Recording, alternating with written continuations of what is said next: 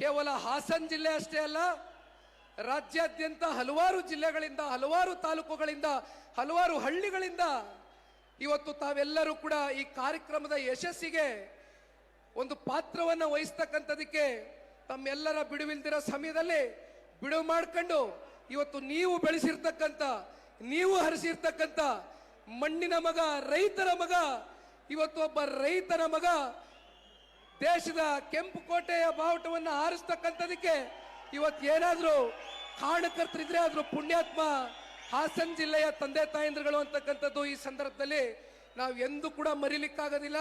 ಪ್ರತಿ ಕ್ಷಣವೂ ಕೂಡ ಈ ವಿಚಾರವನ್ನ ಸ್ಮರಿಸ್ಕೊಳ್ತೇವೆ. ಬಹುಶಃ ನಿಮ್ಮೆಲ್ರಿಗೂ ಗೊತ್ತಿದೆ, ಇವತ್ತು 25ನೇ ವರ್ಷದ ರಜತ ಮಹೋತ್ಸವ ಆಚರಣೆಯನ್ನು ಹಾಸನ ಜಿಲ್ಲೆಯಲ್ಲಿ ಏನು ಮಾಡ್ತಾ ಇದ್ದೇವೆ. ಸಾಕಷ್ಟು ಜನ ರಾಜಕೀಯ ನಾಯಕರುಗಳು ಅವರ ರಾಜಕೀಯ ಪ್ರಾತಿನಿಧ್ಯ ಸಿಗ್ತಕ್ಕಂಥದಕ್ಕೆ ಅವರ ಸ್ವ ಹಿತಾಸಕ್ತಿಯಿಂದ ಸಾಕಷ್ಟು ರಾಜಕೀಯ ಪಕ್ಷಗಳನ್ನ ಚುನಾವಣೆ ಸಂದರ್ಭದಲ್ಲಿ ಮಾಡಿದ್ರು. ಆದರೆ ಇಲ್ಲಿವರೆಗೂ ಕೂಡ ಯಾರು ಕೂಡ ಪ್ರಾದೇಶಿಕ ಪಕ್ಷವನ್ನ ಕಟ್ಟಿ ಇಲ್ಲಿವರೆಗೂ ಉಳಿಸ್ಕೊಂಡು ಹೋಗ್ತಕ್ಕಂಥ ನಿದರ್ಶನ ನಮ್ಮ ಕರ್ನಾಟಕ ರಾಜ್ಯದಲ್ಲಿ ನಾವು ನೋಡ್ಲಿಕ್ಕೆ ಸಾಧ್ಯ ಇಲ್ಲ. ಆದರೆ ಸನ್ಮಾನ್ಯ ದೇವೇಗೌಡರು ಸಾಹೇಬರ ದೂರಾಲೋಚನೆಗಳು, ಅವರ ದೂರ ಚಿಂತನೆಗಳು, ಅವ್ರಿಗೆ ವಿಶೇಷವಾಗಿ ನೀರಾವರಿ ಬಗ್ಗೆ ಅವರು ನಮ್ಮ ರಾಜ್ಯಕ್ಕೆ, ನಮ್ಮ ದೇಶಕ್ಕೆ ಕೊಟ್ಟಿರ್ತಕ್ಕಂಥ ಕೊಡುಗೆಗಳು, ಶಿಕ್ಷಣದ ವ್ಯವಸ್ಥೆ ಇರ್ಬೋದು, ಆರೋಗ್ಯದ ವ್ಯವಸ್ಥೆ ಇರ್ಬೋದು, ಅವ್ರಿಗೆ ಇರ್ತಕ್ಕಂಥ ಒಂದು ದೂರಾಲೋಚನೆ ಬಹುಶಃ ಇವತ್ತು ರಾಜಕಾರಣದಲ್ಲಿ ಒಂದು ಎನ್ಸೈಕ್ಲೋಪೀಡಿಯಾಗಿ ಇವತ್ತು ನಾವು ಸನ್ಮಾನ್ಯ ದೇವೇಗೌಡರು ಸಾಹೇಬರ ಮಾರ್ಗದರ್ಶನದಲ್ಲಿ ಮುಂದಿನ ದಿನಗಳಲ್ಲಿ ಸಾಕಷ್ಟು ಜನ ಹಿರಿಯರಿದ್ದಾರೆ, ಯುವ ನಾಯಕರುಗಳಿದ್ದಾರೆ. ಮುಂದೆ ಬರ್ತಕ್ಕಂಥ ಯುವ ಪೀಳಿಗೆಗಳಿಗೆ ಸನ್ಮಾನ್ಯ ದೇವೇಗೌಡರು ಸಾಹೇಬರು ಸ್ಫೂರ್ತಿಯಾಗಿ ನಿಲ್ತಾರೆ ಅಂತಕ್ಕಂಥದ್ದು ಈ ಸಂದರ್ಭದಲ್ಲಿ ನಾವೆಲ್ಲರೂ ಗಟ್ಟಿಯಾಗಿ ನಂಬ್ಕೊಂಡಿದ್ದೇವೆ. ಹಾಗಾಗಿ ಇವತ್ತಿನ ಈ ವಿಶೇಷವಾದಂಥ ಒಂದು ಕಾರ್ಯಕ್ರಮಕ್ಕೆ ತಾವೆಲ್ಲರೂ ಕೂಡ ಪಾದಾರ್ಪಣೆಯನ್ನು ಮಾಡಿದ್ದೀರಿ.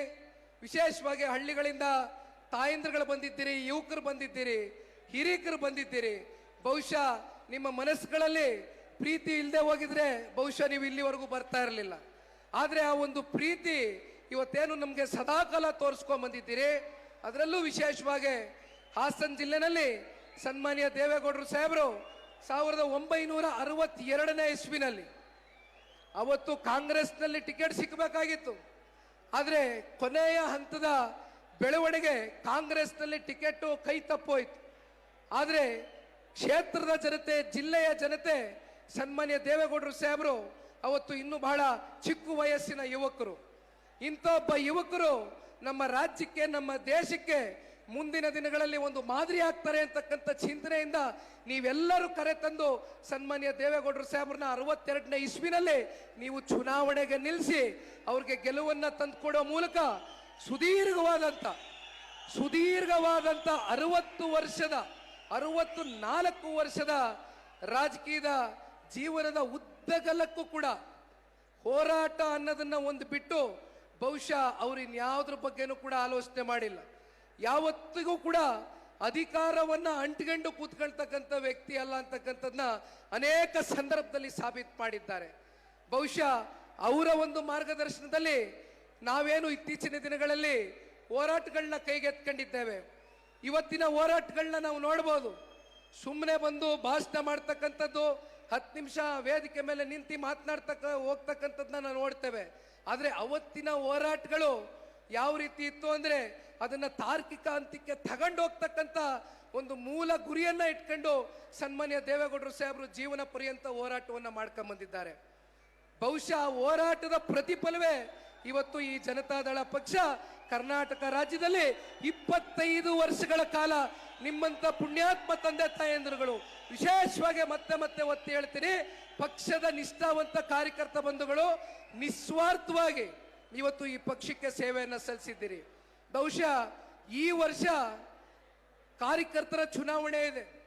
ಈ ಕಾರ್ಯಕರ್ತರ ಚುನಾವಣೆಯಲ್ಲಿ ನಮ್ಮ MP ಚುನಾವಣೆಗಳಲ್ಲಿ, MLA ಚುನಾವಣೆಗಳಲ್ಲಿ ನೀವು ಯಾವ ರೀತಿ ದುಡಿಮೆ ಮಾಡಿ ನಮ್ಮನ್ನ ಶಾಸಕ ಸ್ಥಾನಕ್ಕೆ ಕರೆ ತಗೊಂಡು ಹೋಗಿದ್ದೀರೋ ಅದೇ ರೀತಿ ಈ ಬಾರಿ ಬರ್ತಕ್ಕಂಥ ಗ್ರಾಮ ಪಂಚಾಯಿತಿ, ತಾಲೂಕು ಪಂಚಾಯಿತಿ, ಜಿಲ್ಲಾ ಪಂಚಾಯಿತಿ ಚುನಾವಣೆಗಳಲ್ಲಿ ಪಕ್ಷದ ಕಾರ್ಯಕರ್ತರ ಕೈಗೆ ಅಧಿಕಾರದ ಚುಕ್ಕಾಣಿಯನ್ನ ಕೊಡಿಸ್ತಕ್ಕಂಥ ಪ್ರತಿಜ್ಞೆಯನ್ನ, ಶಪಥವನ್ನ ಇವತ್ತು ಸನ್ಮಾನ್ಯ ದೇವೇಗೌಡರು ಸಾಹೇಬರು, ಕುಮಾರಣ್ಣ ಅವರು, ರೇವಣ್ಣ ಸಾಹೇಬರ ಮುಂದೆ ನಾವೆಲ್ಲ ಕಾರ್ಯಕರ್ತರುಗಳು ಇವತ್ತು ನಮ್ಮ ಕಾರ್ಯಕರ್ತರ ಜೊತೆ ನಿಲ್ತೇವೆ ಅಂತಕ್ಕಂಥದ್ದನ್ನ ಈ ಸಂದರ್ಭದಲ್ಲಿ ಬಹಳ ಗಟ್ಟಿಯಾಗಿ ಹೇಳಲಿಕ್ಕೆ ಬಯಸ್ತೇನೆ.